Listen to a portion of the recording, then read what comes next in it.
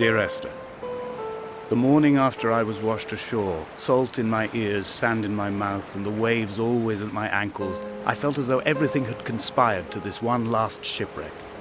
I remembered nothing but water, stones in my belly and my shoes, threatening to drag me under to where only the most listless of creatures swim.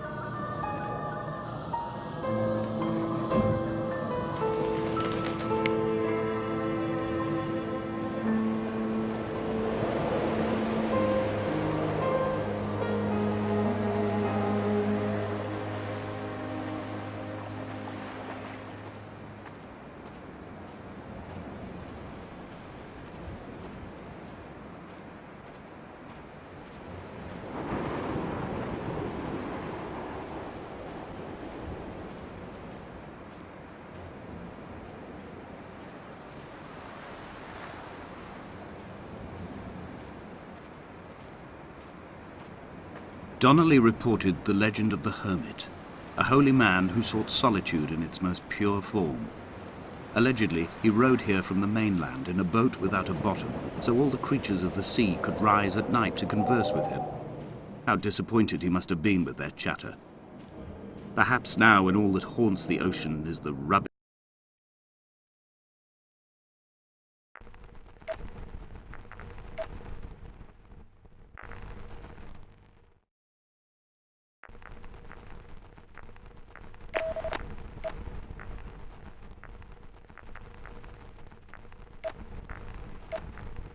dumped from the tankers, he'd find more peace.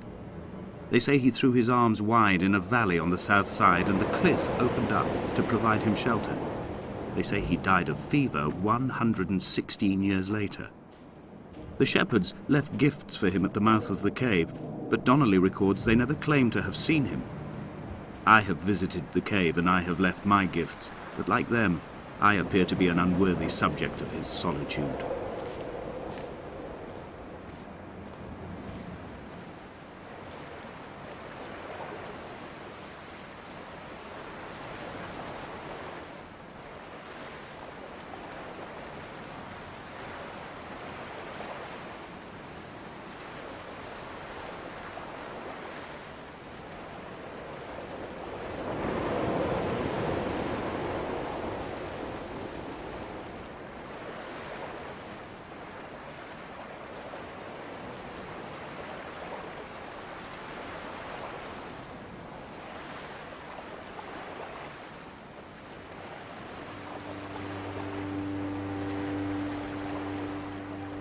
When you were born, your mother told me, a hush fell over the delivery room. A great red birthmark covered the left side of your face. No one knew what to say, so you cried to fill the vacuum. I always admired you for that you cried to fill whatever vacuum you found. I began to manufacture vacuums, just to enable you to deploy your talent. The birthmark faded by the time you were 6, and had gone completely by the time we met, but your fascination with the empty and its cure remained.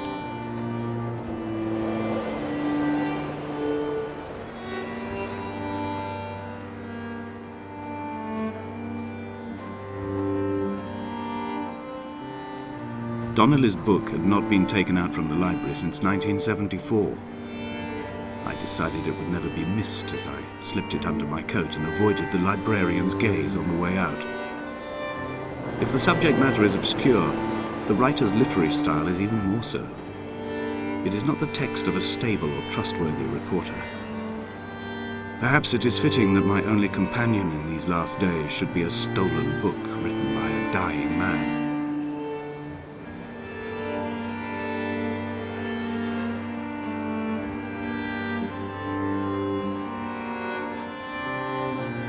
When someone had died or was dying, or was so ill they gave up what little hope they could sacrifice, they cut parallel lines into the cliff, exposing the white chalk beneath.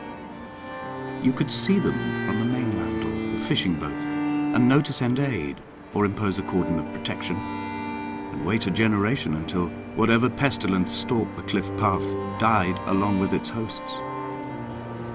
My lines are just for this: to keep any would-be rescuers at bay.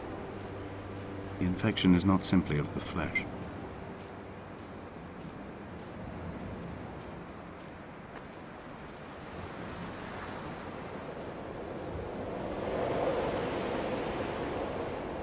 They were God-fearing people, those shepherds. There was no love in the relationship. Donnelly tells me that they had one Bible that was passed around in strict rotation.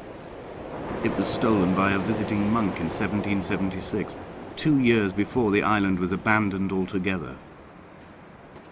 In the interim, I wonder, did they assign chapter and verse to the stones and grasses, marking the geography with a superimposed significance, that they could actually walk the Bible and inhabit its contradiction?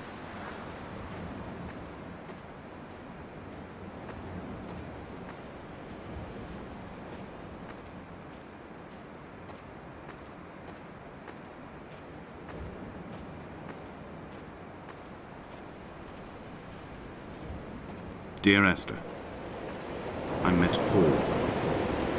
I made my own little pilgrimage.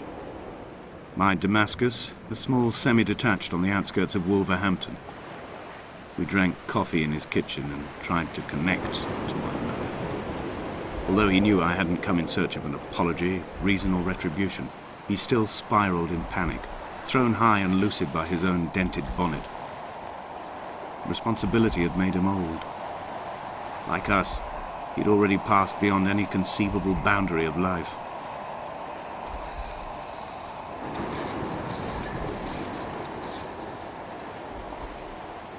I threw my arms wide and the cliff opened out before me, making this rough home.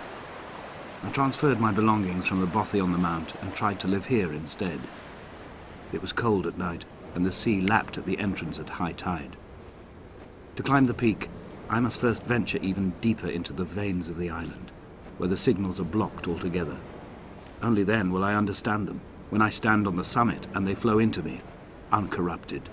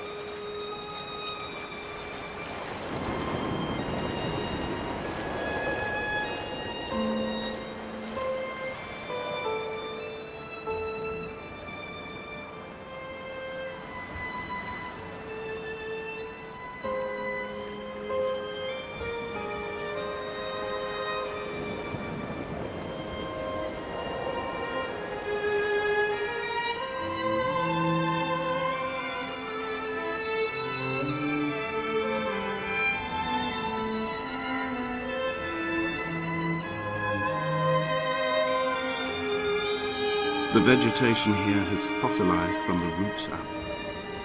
To think they once grazed animals here, the remnants of occupation being evidence to that. It is all sick to death. The water is too polluted for the fish, the sky is too thin for the birds, and the soil is cut with the bones of hermits and shepherds.